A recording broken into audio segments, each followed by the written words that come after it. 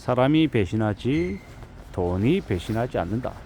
그래서 나이 든 사람들은 사람은 의심해도 돈은 의심하지 않는다 라고 이야기합니다. 나이가 들면 들수록 돈이 얼마나 소중한지, 우리의 삶을 지켜주는데 돈이 얼마나 큰 힘을 작용하는지 너무도 잘 알죠. 그래서 한 푼 두 푼이라도 더 모으려고 악착같이 일하고 발버둥 칩니다. 나이가 든 사람일수록. 되려 젊은 친구들일수록 자신이 영원히 젊을 것 같고 영원히 잘 먹고 잘 살 것처럼 착각하며 돈을 베프게 훔청망청거리며 쓰는 경우가 많죠. 우리가 잘 생각해 볼 필요가 있습니다. 현실은 우리가 살아가는 삶은 생각보다 더 참혹할 수 있다는 걸 말입니다. 우리가 원하는 걸 하고 우리가 하기 싫은 걸 안 하고 자기의 마음대로 어느 정도 자신의 자유를 누리며 지내려 하면 돈이 필수적이다라는 겁니다. 있어도 없어도 이래도 저래도 충분히 자유롭게 살 수 있다라고 얘기하는 사람은 보통 사람은 아닙니다. 뭐 방랑거사 같이 아주 이 세상을 초월한 사람들은 그렇게 살 수 있겠지만 세상에 엮여서 사는 사람들, 세상 속에서 살아가는 사람들은 돈이 없이 살 수 없다라는 거.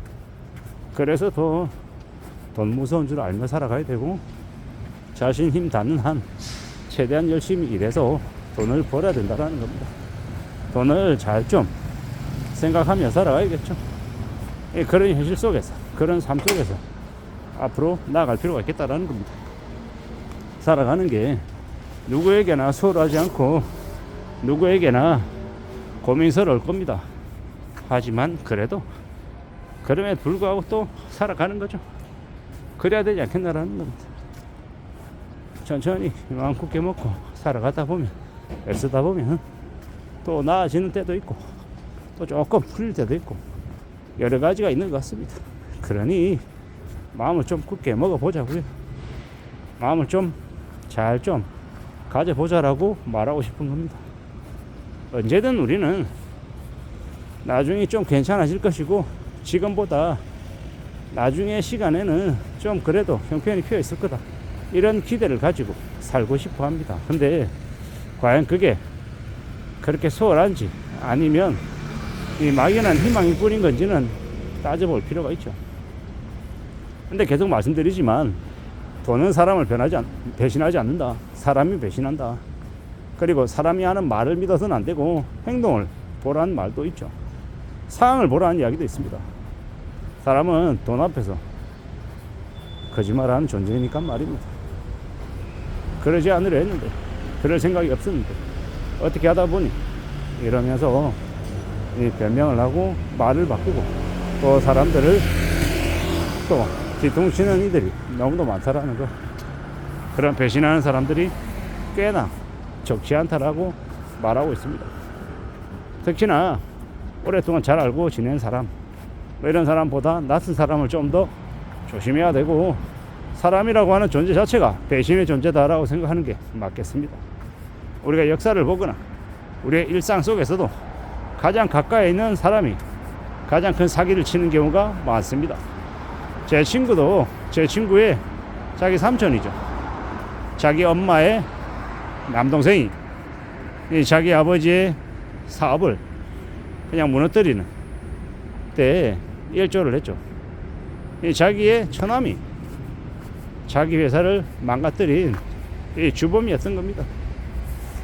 회사가 망가진 것도 망가진 거지만 그 속에서 자신의 이제 와이프의 남동생이 처남에게 그렇게 사기를 당했다라는 것 때문에 그 관계에서 오는 쇼크 때문에 되게 힘들었다고 하죠. 그런 걸 보면 참 무서운 것 같습니다. 어떻게 가족 관계에서도 그런 일을 벌일 수 있나, 이런 생각이 들죠. 근데 뭐 연예인이긴 하지만 그 연기자 그 박수 누군가요? 그 사람 이제 보면 자기 친형하고도 소송을 하고 부모와 의절하고 그러고 지내잖아요. 그런 거 보면 충분히 이해가 되기도 합니다. 아, 그렇구나. 돈 앞에서는 부모 자식도 형제 자매도 없는 거구나 라는 생각도 들더라고요. 그래서 우리가 항상 돈을 벌 때는 정말 입 다물고 그 어느 누구에게도 자랑하지 않고 조용히 벌고 돈이 필요해도 이 가장 소중한, 가장 가까운 관계에서는 돈 이야기를 안 하는 게 좋을 것 같습니다.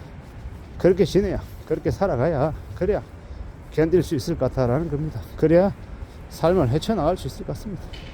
험한 시대를 살아가고 있어서 이 어려운 현실이 어떻게 삶을 더 힘들게 할지도 모른다라는 참 무서운 시대다라고 생각이 듭니다.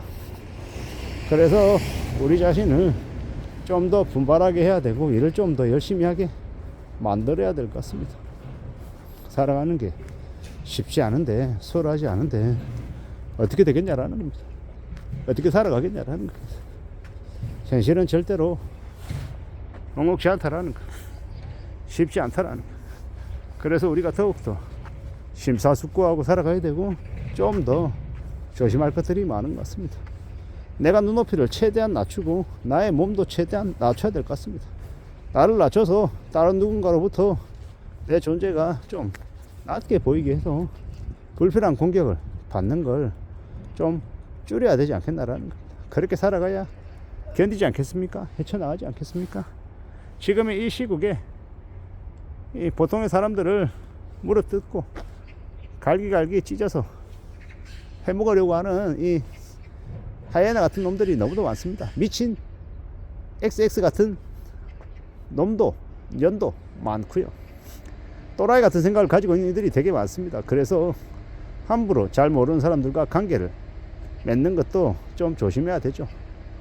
언제 어떻게 어떤 일이 벌어질지 모르기 때문에 말입니다. 이웃나라 일본에서는 같은 회사를 다녀도 연락처를 공유하지 않고 어디 사는지 묻지도 않습니다. 왜겠습니까? 잘못 그런 것들이 알려지면 언제든 범죄의 표적이 되고 옆에서 같이 일하던 동료가 강도로 돌변하고 또 이 불법 사기를 치는 사기꾼이 되기도 하고 엄청나게 많은 이 구설수와 충격을 가져다 주기 때문에 같이 일하는 동료들 간에도 최대한 거리를 두고 살죠. 앞으로 한국이라고 하는 곳도 그렇게 흘러갈 것 같습니다. 어디 사는지 묻지 않고 그리고 연락처를 공유하지 않고 최대한 개인의 신상이 노출되지 않은 채로 일만 하고 회사집 그럴 것 같습니다. 왜냐?